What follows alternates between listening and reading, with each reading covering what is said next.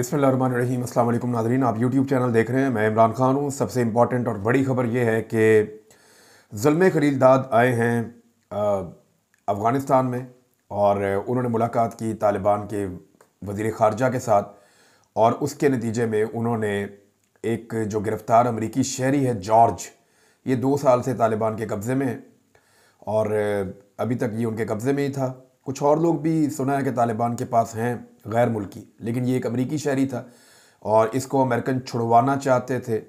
तो ज़ुल्म खलीलज़ाद अपनी एक टीम के साथ पहुँचे अफ़गानिस्तान में, काबुल में उन्होंने मुलाकात की और मुलाकात के बाद ज़ुल्म खलीलज़ाद ने ये ऐलान किया कि अमरीकी शहरी जो है जॉर्ज, उसको तालिबान ने रिहा कर दिया है। तालिबान हुकूमत ने अमरीकी शहरी की रिहाई का ऐलान करके सदर डोनाल्ड ट्रंप को गुड जेस्चर दिया है।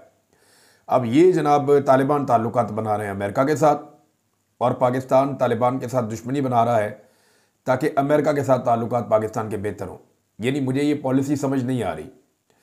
पाकिस्तान की हुकूमत जो है उसकी ये ख्वाहिश है कि वो अफ़गानिस्तान के साथ एक ऐसी लड़ाई लड़े जिसमें अमेरिका पाकिस्तान का पार्टनर बन जाए, जैसा माजी में होता रहा है। और फिर हमें कोलिशन सपोर्ट फंड मिल जाते हैं, कुछ डॉलर वॉलर मिल जाते हैं, पैसा मिल जाता है, तो उसके नतीजे में पाकिस्तान में एक वॉर इकॉनमी जनरेट हो जाती है। लेकिन अमेरिका के अब यहाँ पे ऐसे मफादात नहीं है। उनका कैदी था, देखें तालिबान उनकी बात सुन रहे हैं। ज़ुल्म खलीलज़ाद जो है वो डोनाल्ड ट्रंप की टीम का हिस्सा है। उसने पाकिस्तान की फ़ौज को बार बार समझाया कि आप इमरान खान को रिहा करें, पाकिस्तान में जमहूरियत लेकर आएँ, यही आपके मुल्क के मसाइल का हल है।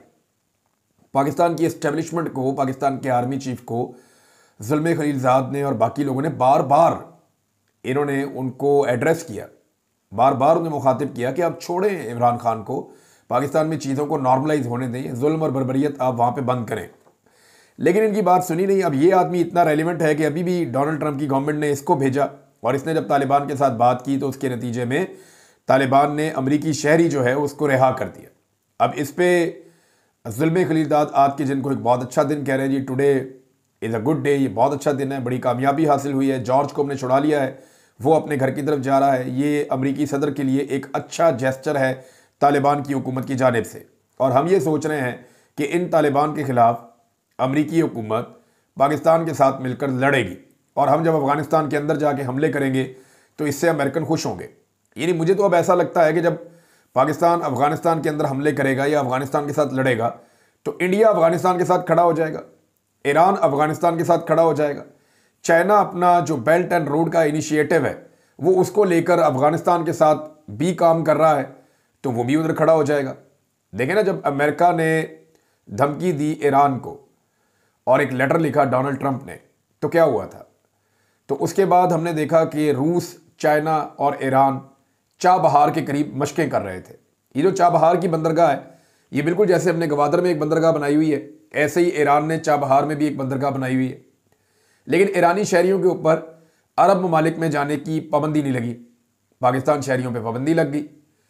अब हम कुछ अरब ममालिक ऐसे हैं जिसमें ओमान हो गया, यूएई हो गया, हमें वीज़े नहीं मिलते, हमारे लोग अब वहाँ जा ही नहीं पाते, तो वहाँ पाबंदियाँ लग गई, बल्कि वो बंदे डिपोर्ट कर रहे हैं। चाबहार जो है वो वहाँ पे ज़बरदस्त बहार आई हुई है।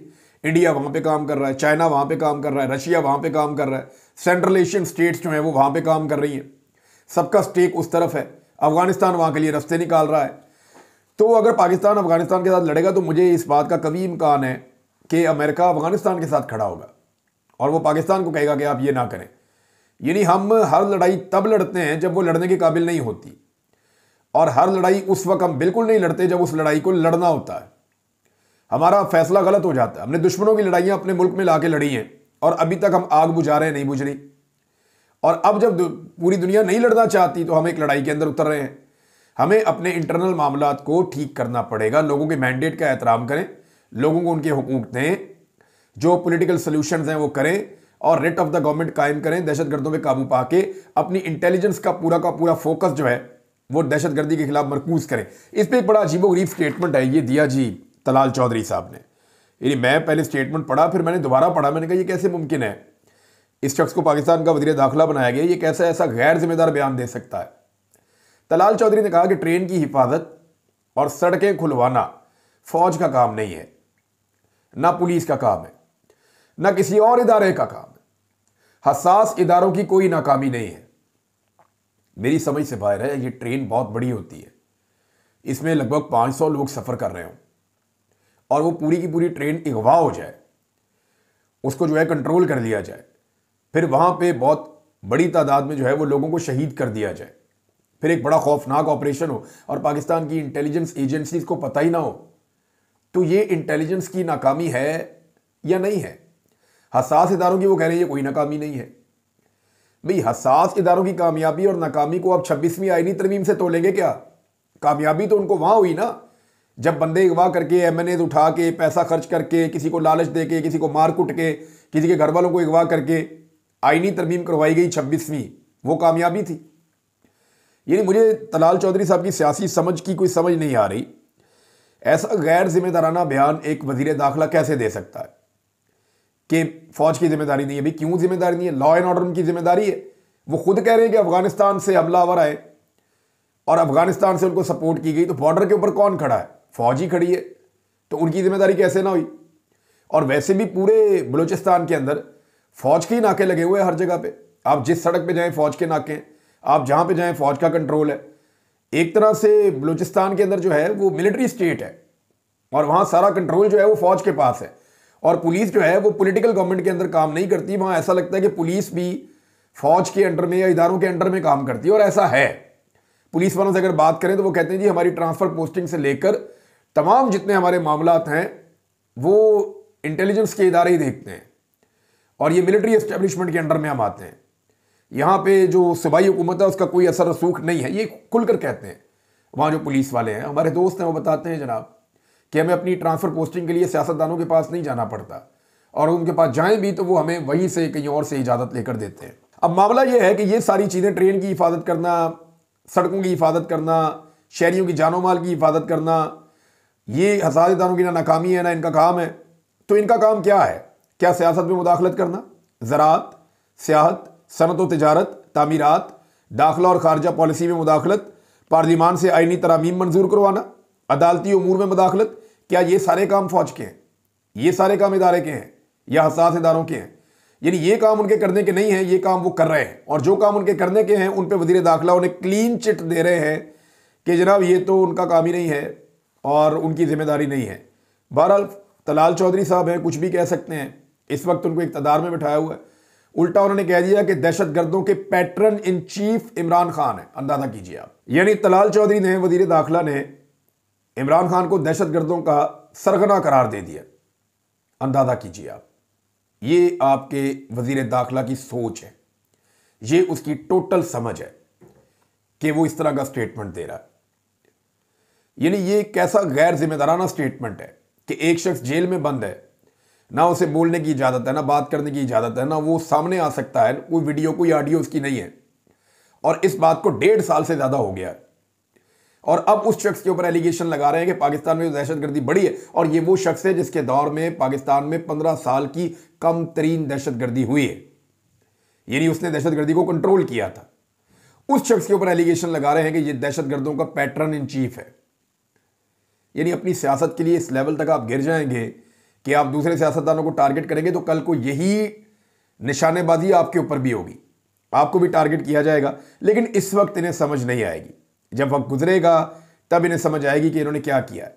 अब अंदाजा करें कि आप किया क्या जा रहा है कि पाकिस्तान तहरीक इंसाफ के ऊपर एलिगेशन लगाया गया और तमाम मीडिया चैनल्स के ऊपर जानबूझ के ये खबर चलवाई गई और छुपवाई गई कि आप इस खबर को छापें, और ये खबर लगाई गई कि सोशल मीडिया पर मनफी प्रोपेगेंडा के हवाले से पीटीआई मुलव्विस है, इसके शवाहिद मिल गए कि जेआईटी इसके ऊपर काम कर रही है। यानी उसमें बातें क्या है? रियासत मुखालिफ सरगर्मियां, प्रोपेगेंडा रियासत मुखालिफ, इश्तियाल अंगेज मवाद, शवाहिद मिल गए, गैर मुल्की लॉबीज, मुल्क दुश्मन अनासिर, ये सारा कुछ उठा के कल एमक्यूएम के खाते में डाला हुआ था, एक दौर में एएनपी के खाते में डाला हुआ था, फिर कभी पीपल्स पार्टी के खाते में डाल दिया था, आज वो सारे हथियार इकट्ठे करके इमरान खान के खाते में डाल दिए। लेकिन हुआ ये कि हर दौर में हर पॉलिटिकल पार्टी एक सर्टेन टाइम पीरियड के बाद हार मान लेती थी, लेकिन पाकिस्तान तहरीक इंसाफ ने बड़ी पसली दिखाई है। इनके दर्जनों लोग लापता कर दिए जाते हैं, सैकड़ों हजारों गिरफ्तार कर दिए जाते हैं, लीडरशिप सारी की सारी जेल में डाली हुई है, लेकिन कौम इनके साथ खड़ी है और पूरी की पूरी पार्टी जो है वो अब तक मजबूती के साथ अपने मौक़िफ़ पर कायम है। अब पाकिस्तान तहरीक इंसाफ के ऊपर फतवे लगाए जा रहे हैं कि जनाब ये गद्दार हैं, ये बेईमान हैं, ये मुल्क के दुश्मन हैं, ये दुश्मन के साथ मिले हुए हैं। कभी कोई इनको इंडिया के साथ जोड़ देता है, कभी कोई उठा के अफगानिस्तान के साथ जोड़ देता है, कभी उठा के तालिबान के साथ जोड़ देता है, कभी उठा के दहशतगर्दों के साथ जोड़ देता है। जिसका जो दिल करता है वो कर रहा है, क्योंकि इस वक्त पाकिस्तान की एस्टेब्लिशमेंट पाकिस्तान तहरीक इंसाफ के खिलाफ है। तो जब तक तहरीक इंसाफ के खिलाफ एस्टेब्लिशमेंट रहेगी, आप तहरीक इंसाफ के खिलाफ कोई भी एलिगेशन लगाएं, आप ये भी एलिगेशन लगा दें कि हिरोशिमा नागासाकी में जो एटमी धमाका हुआ था वो भी इमरान खान था इसके पीछे, तो एस्टेब्लिशमेंट इसको माइंड नहीं करेगी। वो कहेंगे ठीक है लगाओ। जो घटिया से घटिया इल्ज़ाम आपने लगाना है आज आप इमरान खान पे लगा सकते हैं, जो घटिया इल्ज़ाम आपने लगाना है। इस रजीम में आपको इजाज़त है, क्योंकि पाकिस्तान की मिलिट्री एस्टेब्लिशमेंट इमरान खान साहब के खिलाफ है। ट्रेन की सर्विस अभी तक इनसे बहाल नहीं हो सकी। 9 दिन गुजर गए हैं नादरीन, और 9 दिन बहुत टाइम होता है। 9 दिन के बाद भी ट्रेन की सर्विस बहाल नहीं हो पा रही। और देखें, जब ये बहाल होगी तो दहशतगर्दों को पैगाम जाएगा ना कि हम दहशतगर्दी से डरे नहीं हैं, हमारी ट्रेन अभी भी चल रही है, हमारी सड़कें अभी भी चल रही हैं। अब बलूचिस्तान के अंदर गैर मुअय्यना मुद्दत के लिए तालीमी इदारे बड़े बड़े सारे बंद कर दिए गए हैं।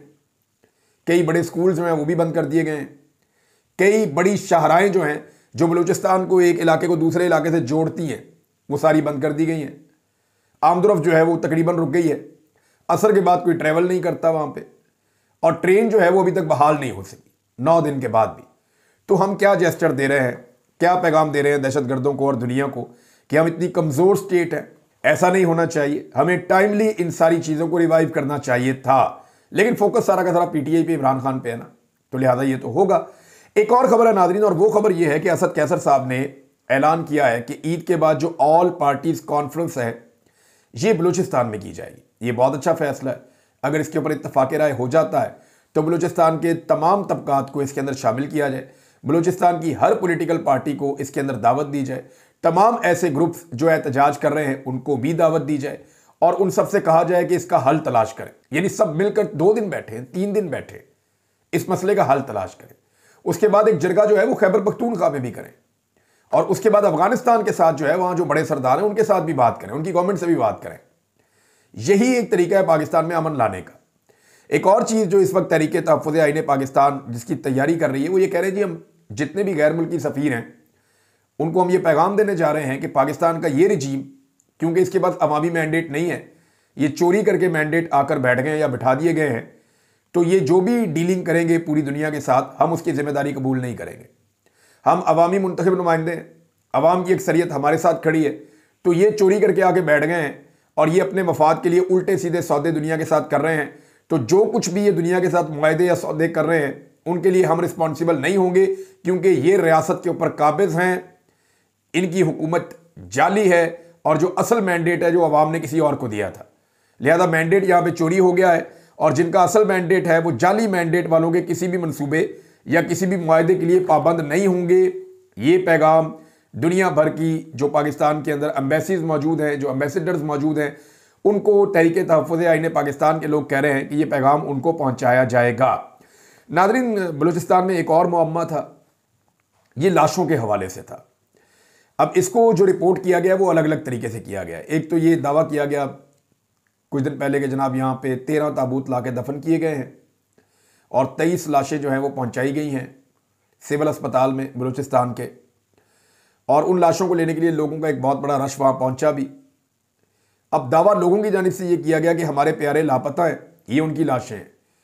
कुछ ऐसी खबरें आई कि 5 लाशें जो हैं वो छीन कर वो लोग ले भी गए पहचान कर कि हमारे लापता लोग थे, इनको कत्ल कर दिया गया।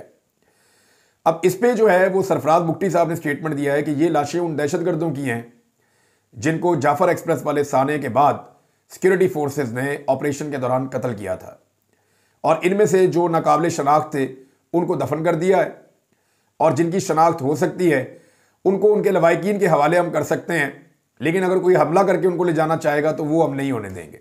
ये तो उनका स्टेटमेंट है। अब ये दोनों तरह का स्टेटमेंट है, मैंने आपके सामने रखा है। एक तरफ कुछ लोग दावा कर रहे हैं कि ये वो लापता अफराद हैं जिनकी मसकशुदा लाशें मिलती हैं, तो ये उसकी एक कड़ी है। दूसरी तरफ जो गवर्नमेंट है वो ये कह रही है नहीं, ये वो दहशतगर्द हैं जिनको ऑपरेशन के दौरान मारा गया था। बहरहाल देखते हैं इसमें क्या है, लेकिन एक स्टेटमेंट जो है वो आर्मी चीफ का, उसके ऊपर बहुत तनकीद हो रही है, बल्कि उसके खिलाफ आर्टिकल्स भी लिखे गए हैं। BBC ने एक आर्टिकल लिखा, और BBC पे जो आर्टिकल लिखा है वो वसदुल्ला खान साहब ने लिखा कि हार्ड स्टेट यानी आहनी स्टेट या आहनी रियासत की जगह एक आध बार मुकम्मल आईनी रियासत बनाकर देखें, यानी इससे मेरे ख्याल में पाकिस्तान ठीक हो जाएगा। आर्मी चीफ चाहते हैं हार्ड स्टेट बने, सॉफ्ट स्टेट नहीं, हार्ड स्टेट बने। और कितना मारना है लोगों को, किसके खिलाफ हार्ड स्टेट बनानी है? पिछले 3 साल से हम लोगों को बिलखते, रोते और चीखते हुए देख रहे हैं। 1 लाख लोगों के घरों के अंदर छापे पड़े हैं, तारीख में इसकी मिसाल नहीं मिलती। खवातीन की तारीखी नौयत की गिरफ्तारियां हुई हैं पंजाब में और तमाम सूबों में, इसकी कोई और मिसाल नहीं मिलती। फिर सियासी वर्करों की गिरफ्तारियां इतने बड़े पैमाने पर कभी नहीं हुई, इसकी कोई मिसाल नहीं मिलती। जबरी गुमशुदगियां जितने बड़े पैमाने पर हुई, जितने लोगों को जबरी तौर पे लापता किया गया, सहाफ़ियों को, शायरों को, पॉलिटिकल एक्टिविस्ट हैं उनको, सोशल मीडिया एक्टिविस्ट हैं उनको, वकला को, बेशुमार लोगों को जबरी तौर पे लापता किया गया, इसकी मिसाल नहीं मिलती। फौजी अदालतों में सिविलियंस को सजाएं सुनाई गई, इसकी माजी में ऐसी मिसाल नहीं मिलती। ये सारी चीज़ों को आप प्लस और माइनस करें तो ये तो बहुत हार्ड स्टेट थी, लेकिन इससे काम नहीं चला। अब इससे ज़्यादा हार्ड तो ये है कि मुल्क में मार्शल लॉ लगा दिया जाए, तमाम मुखालिफ आवाज़ों को कुचल दिया जाए, किसी को बोलने की इजाज़त ना हो और पाकिस्तान को जो है वो शुमाली कोरिया बना दिया जाए। लेकिन शुमाली कोरिया बनाते वक्त एक बात का ख्याल रखिएगा कि फिर पाकिस्तान कभी भी तरक्की नहीं करेगा। जनूबी कोरिया और शुमाली कोरिया बिल्कुल साथ साथ हैं।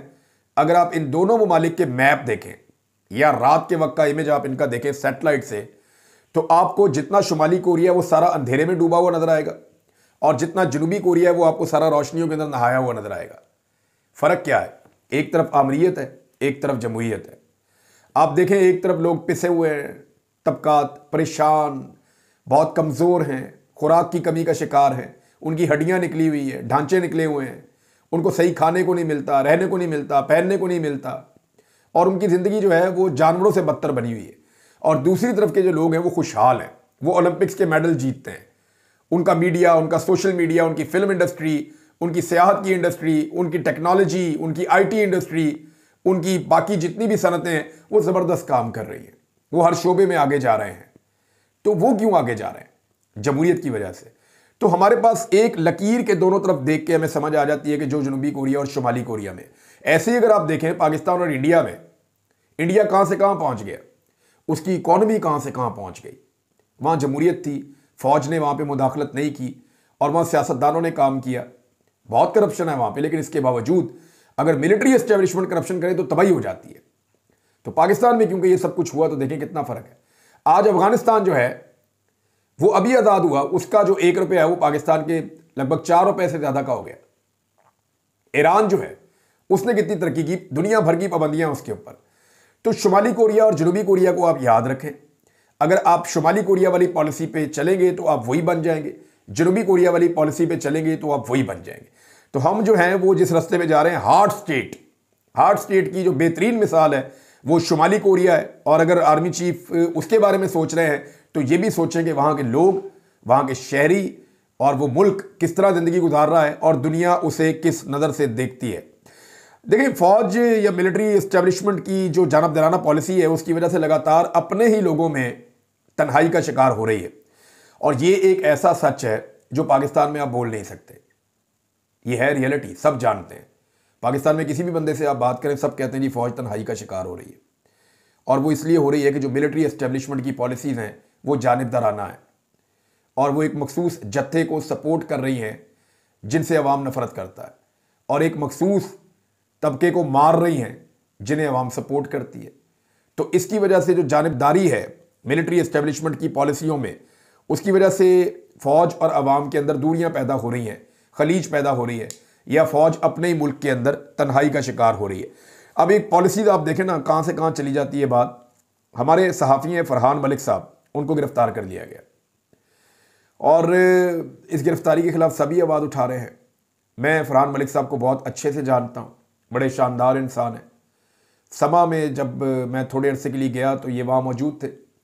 मैंने अलीम खान की बात मानने से इनकार किया कि मैं जनाब आपकी पॉलिसी को टो नहीं कर सकता, मैं अपनी मर्ज़ी से जर्नलिज्म करूँगा। मुझे नौकरी से निकाल दिया गया।